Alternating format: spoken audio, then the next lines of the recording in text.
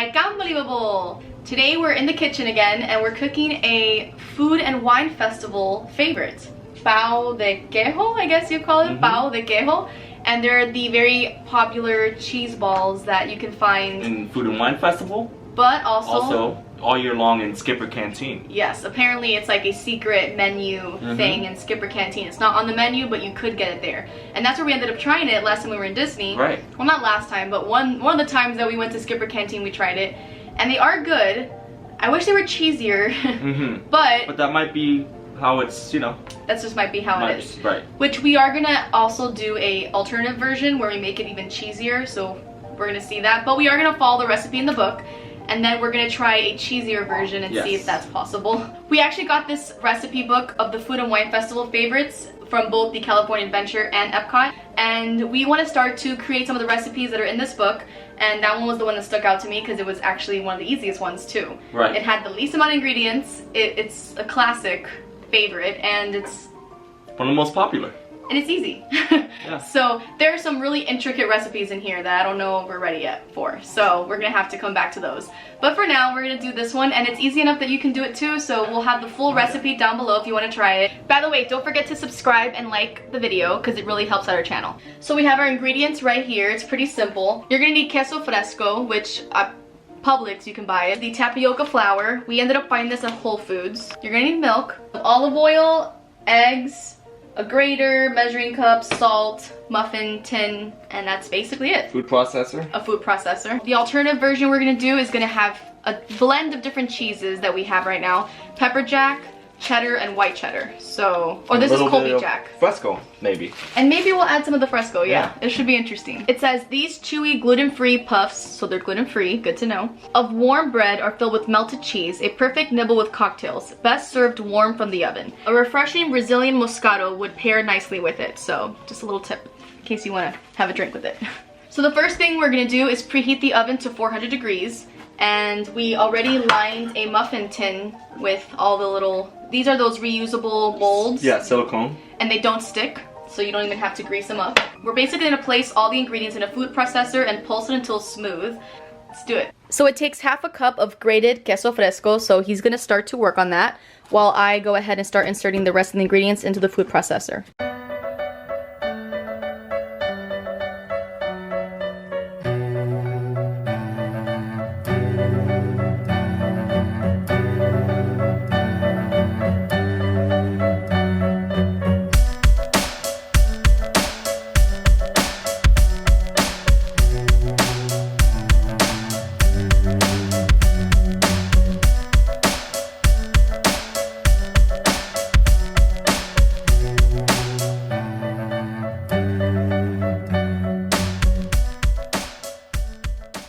Alright, let's see.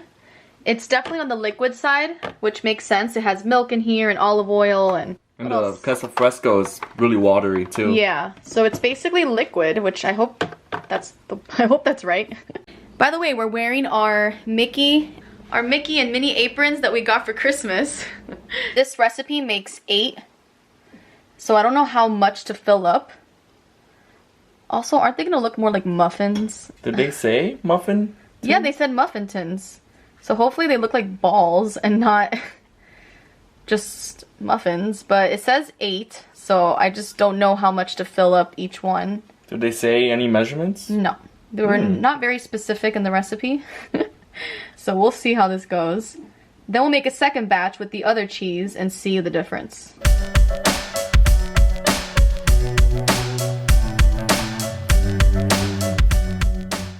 I just noticed where it says filling each about 2/3 full. So yeah, sorry, I didn't see that till now. So now we're gonna go ahead and just repeat the entire recipe that we just did, same thing, but we're just gonna switch up the cheese and try a mix of 4 cheeses. So let's see.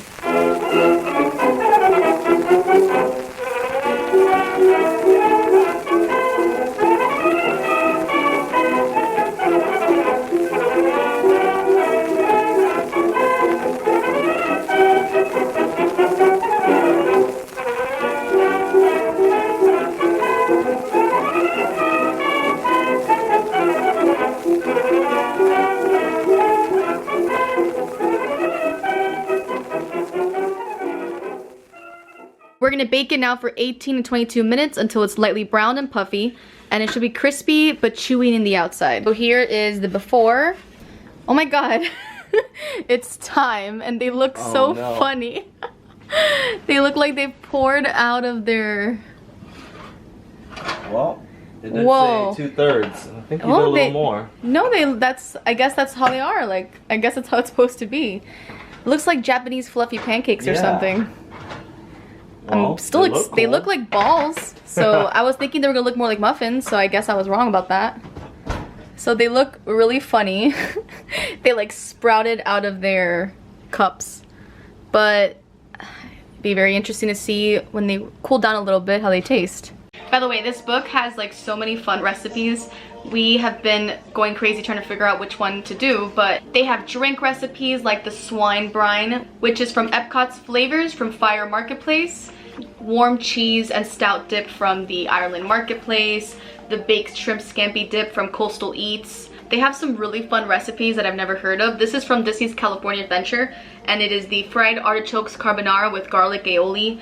And some of these just require like a lot of ingredients, but we're gonna have to try some of these. French onion mac and cheese, seared scallops with truffled celery root puree, Brussels sprouts, and wild mushrooms, sweet corn pancakes with spicy chipotle chicken sausage, korma chicken with cucumber tomato salad, crispy chicken with griddled cornbread and red-eye gravy. And then they have sweets like macaroons and just all these different desserts that are super like, I don't even understand how we're gonna get to it, but we're gonna eventually get to all of this. And if you have a recipe that you would like to see from this book specifically that we can try out, let us know. So if you've had the ones in Epcot or in Disney, they're very tiny. They're like this small, and these are like the giant version, but it's gonna be exciting. So these two are the mixed 4 cheese, and this is the queso fresco.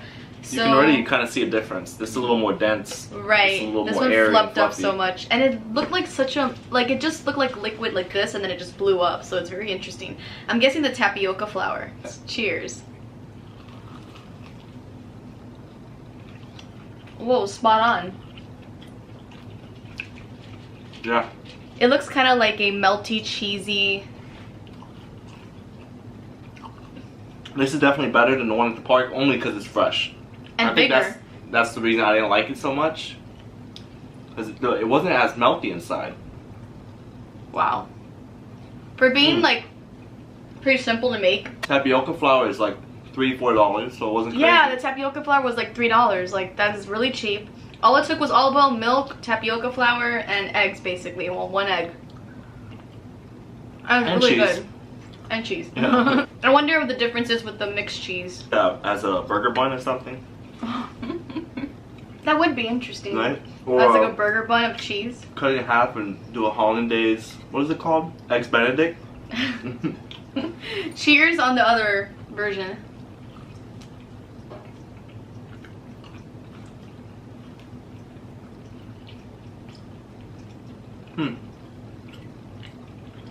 Tastes the same. Does it taste different?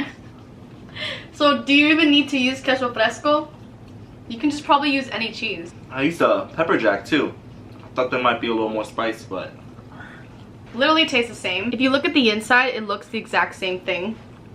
Tastes the same. You can't find queso fresco, then that's okay. You can use cheddar. Really, the most important part is the tapioca flour, which we have never used before. It's good. So just try the recipe. It's very easy.